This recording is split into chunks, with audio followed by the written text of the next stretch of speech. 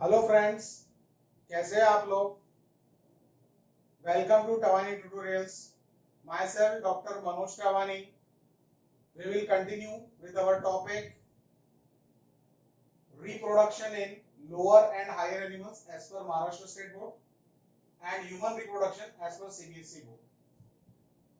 आज के लेक्चर का हमारा हेडिंग है स्ट्रक्चर ऑफ स्पर्म यानी मेल गैमेट, जिसका साइंटिफिक शब्द है स्पर्मेटोजुआ। पहले तो आपको बता देता हूं स्पर्मेटोजुआ इस शब्द का मतलब क्या होता है। ये जो वर्ड है स्पर्म, इसका मतलब होता है सीड। ठीक है, इसका मतलब होता है सीड। और जुआ वर्ड स्टैंड्स फॉर एनिमल्स, यानी सीड ऑफ एनिमल्स। जैसे सीड ऑफ प्लांट से आपको आइडिया है कि सीड ऑफ प्लांट से हमको एक नया प्लांट मिलता है, एक नई लाइफ साइकिल प्लांट की स्टार्ट होती है, वैसे ही इसका नाम है seed of animals, which is a part of the beginning of new life cycle of the same species. So that is spermatozoa. अब let's have a discussion। ये जो मेल गैमेट है sperm spermatozoa, इसके स्ट्रक्चर पे हम आज के lecture में बात करेंगे। तो क्या है ये लेक्चर पे डिस्कशन, लेट्स कंटिन्यू। सबसे पहले आपको बता देता हूं कि ये जो मेल गैमेट है यानी कि स्पर्म यानी कि स्पर्मेटोजोआ, ये male primary sex organ called as testis वहां पे डेवलप होते हैं by the process called as spermatogenesis. अब एक मेल गैमेट जब बनके तैयार होता है यानी कि स्पर्म सेल यानी कि स्पर्मेटोजोआ सेल, तो ये एक हाप्लॉइड सेल होता है। हाप्लॉइड का मतलब है ह्यूमन बीइंग के पॉइंट ऑफ व्यू से it is containing 23 chromosomes. Body के जो भी डिप्लॉइड सेल्स हैं, जिन्हें हम सोमैटिक सेल्स भी कहते हैं, उन सब के अंदर टोटल 46 क्रोमोसोम्स रहते हैं। But in case of male gamete we have haploid यानी कि 23 chromosomes because of the meiosis cell division. Now let's have a discussion. एक मेल गैमेट जो होता है उसका एक लाइफ स्पैन है अप्रोक्सीमेटली 72 आवर्स। ठीक है, एंड लेकिन उसकी जो कैपेसिटी है फर्टिलाइजेशन की, एक बार वो फीमेल रिप्रोडक्टिव सिस्टम में इंट्रोड्यूस हो जाए विद इन 12 टू 14 आवर्स, उसने अगर फर्टिलाइजेशन प्रोसेस को फुलफिल कर लिया तो well and good, otherwise it will not work. Let's talk further now about the structure of male gamete. Male gamete का जो डायमेंशन है वो अराउंड 60 माइक्रॉन्स तक के साइज के हो सकते हैं। मेल गैमेट्स जो है ये टोटली 4 हिस्सों में बाइफरकेटेड है, हेड, नेक, बॉडी या middle piece and finally tail. तो टोटल 4 हिस्सों में बाइफरकेटेड है, हेड, नेक, बॉडी या middle piece and lastly the tail. To start with our description, सबसे पहले हम शुरू करते हैं हेड नाम के हेडिंग से। अब आप अगर आपने आपको ह्यूमन बीइंग से कंपेयर करते हुए इसको ध्यान रखें तो हमारा भी सबसे ऊपर का बॉडी पार्ट क्या है, हेड। उसके बाद हमारा नेक्स्ट बॉडी पार्ट क्या है, नेक। ठीक उसी प्रकार से आप देख सकते हो, ऊपर का body part head followed by neck. उसके बाद हमारा मेन बॉडी आता है जिसको ट्रंक या ब्रेन बॉडी कहते हैं, तो उसका भी जो थर्ड पार्ट है that is called as body. और जैसे बहुत सारे एनिमल्स का लास्ट पोस्टीरियर एंड में टेल होता है, वैसे भी इसके लास्ट पोस्टीरियर में टेल नाम का स्ट्रक्चर आपको दिखाई देगा। सबसे पहले शुरू करते हैं हेड से शुरुआत।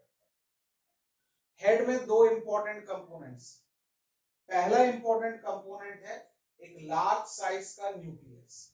ये न्यूक्लियस हाप्लॉइड है जिसके अंदर टोटल 23 क्रोमोसोम्स होते हैं। इसके अंदर दो टाइप के हाप्लॉइड क्रोमोसोम्स हो सकते हैं।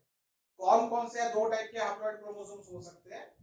एक हो सकते हैं 22 ऑटोसोम्स प्लस एक्स क्रोमोसोम या फिर 22 ऑटोसोम प्लस वाई क्रोमोसोम।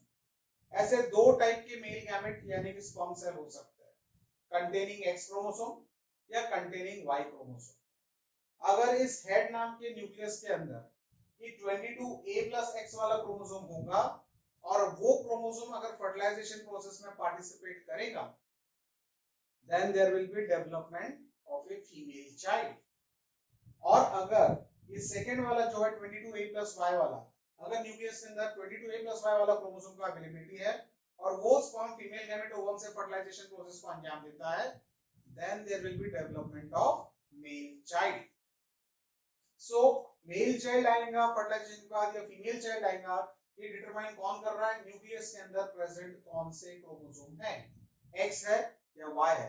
इस वजह से मेल गैमेट स्पर्म को मेल के केस में हेट्रोगैमेटिक भी कहा जाता है। हेट्रो क्यों, क्योंकि दो वैरायटीज के मेल गैमेट्स हो रहा है, एक कंटेनिंग एक्स क्रोमोसोम या दूसरा कंटेनिंग वाई क्रोमोसोम, इसलिए sperm as a male gamete we are going to call it as heterogametic. Hetero means different varieties के, ठीक है। इसके बाद आप ये जो ग्रीन कलर का यहाँ पे ट्रायंगुलर स्ट्रक्चर देख पा रहे हैं, इसका नाम है एक्रोसोम या एक्रोसोमल कैप। ये जो एक्रोसोम या एक्रोसोमल कैप नाम का जो स्ट्रक्चर है, ये गोल्जी एपरेटस यानी कि गोल्जी बॉडी से मॉडिफाइड स्ट्रक्चर है।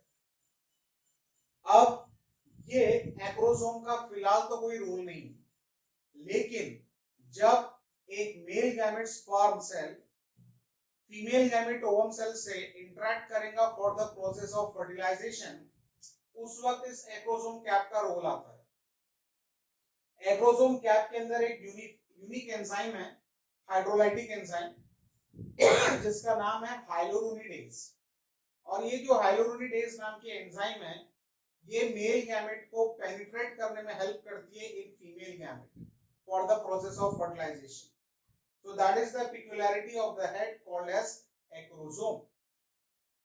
Now you can see the entire sperm body का ये जो black outline आप देख रहे हो, पूरा ऊपर हेड में देखिए, नेक में देखिए, मिडिल पीस में देखिए, टेल में देखिए, ये पूरे कवरिंग का नाम है प्लाज्मा मेम्ब्रेन, ठीक है। इसका और एक नाम हो सकता है प्रोटोप्लाज्मिक मेम्ब्रेन या फिर plasma membrane. Now this small constricted second part is called as neck of the male gamete. neck के अंदर हमने दो छोटे छोटे सर्कल्स ड्रॉ किए हैं, ब्लू कलर के आप देख सकते हो। एक का नाम है प्रॉक्सिमल सेंट्रियोल और एक का नाम है डिस्टल सेंट्रियोल। प्रॉक्सिमल वर्ड का मतलब होता है शुरुआत में, पहले, और डिस्टल का मतलब होता है बाद में, लेटर ऑन। अब क्योंकि ये पहला है इसलिए नाम दिया है प्रॉक्सिमल यानी शुरुआत में, और ये बाद में दिखता है इसलिए नाम दिया है डिस्टल यानी कि लेटर ऑन। प्रॉक्सिमल सेंट्रियोल का फिलहाल कोई रोल नहीं है, लेकिन अगर यह मेल गैमेट फीमेल गैमेट से फर्टिलाइजेशन करने में कामयाब हो जाता है तो जाइगोट नाम का एक सेल बनेगा, और जाइगोट नाम के सेल को जब सेल डिवीजन प्रोसेस की शुरुआत करना पड़ेगा, क्लीवेज करना पड़ेगा, तो उस वक्त इस प्रॉक्सिमल सेंट्रियोल का रोल आता है during the cell division of the zygote to form the embryo. तो प्रॉक्सिमल सेंट्रियोल का रोल होगा सेल डिवीजन प्रोसेस में पार्टिसिपेट करना after the formation of zygote. जो डिस्टल सेंट्रियोल है, वहां से आप देख सकते हैं कि एक रेड कलर की लाइन जो है, ये मिडिल बेस बॉडी से टेल में होते हुए टिल द एंड तक जा रही है। ये जो बॉडी के मिड लाइन में लगा हुआ ये पतला सा धागे जैसा स्ट्रक्चर है, इसका नाम है एक्शियल फिलामेंट। ये अराइज हो रहा है आपके डिस्टल सेंट्रियोल से। तो ये था प्रॉक्सिमल और डिस्टल सेंट्रियोल यानी कि नेक से रिलेटेड डिस्क्रिप्शन। उसके बाद जो मेन बड़ा सा पोर्शन आप देख पा रहे हैं जिसका नाम लिखा है बॉडी या फिर मिडिल पेस, ये नेक से शुरू हो रहा है और लगभग टेल के बिगिनिंग तक, जहां तक आप ये ग्रीन स्पाइरली कॉइल स्ट्रक्चर देख पा रहे हैं, वहां तक बॉडी यानी कि मिडिल पीस नाम का स्ट्रक्चर प्रेजेंट है। इस एक्शियल फिलामेंट को, ये जो ग्रीन कलर का आपको स्पाइरली कॉइल स्ट्रक्चर दिख रहा है, ये माइटोकॉन्ड्रिया है। आप ध्यान से सुनिएगा, बॉडी में लगभग मेजॉरिटी सेल्स में आपको लगभग सभी में माइटोकॉन्ड्रिया मिलेंगे। ये बॉडी का लार्जेस्ट माइटोकॉन्ड्रिया है। जितना बड़ा माइटोकॉन्ड्रिया यहाँ पर पाया जाता है, उतना बड़ा माइटोकॉन्ड्रिया किसी भी बॉडी के सिस्टम के किसी भी सेल में नहीं मिलता है। तो ये आपको एंट्रेंस पॉइंट से बहुत इंपॉर्टेंट चीज ध्यान रखना है। और यहाँ पे ये जो स्पाइरली कॉइल माइटोकॉन्ड्रिया हमको मिलता है, इस अरेंजमेंट को बोलते हैं नीबन कर्व, ठीक है। अब इसका मेन फंक्शन क्या है कि अगर ये male gamete female reproductive system में जाता है आफ्टर कोपुलेशन प्रोसेस, तो वहां मोटिलिटी पॉइंट ऑफ व्यू से, मोबिलिटी पॉइंट ऑफ व्यू से मेल गैमेट स्पर्म को एनर्जी की जरूरत होगी।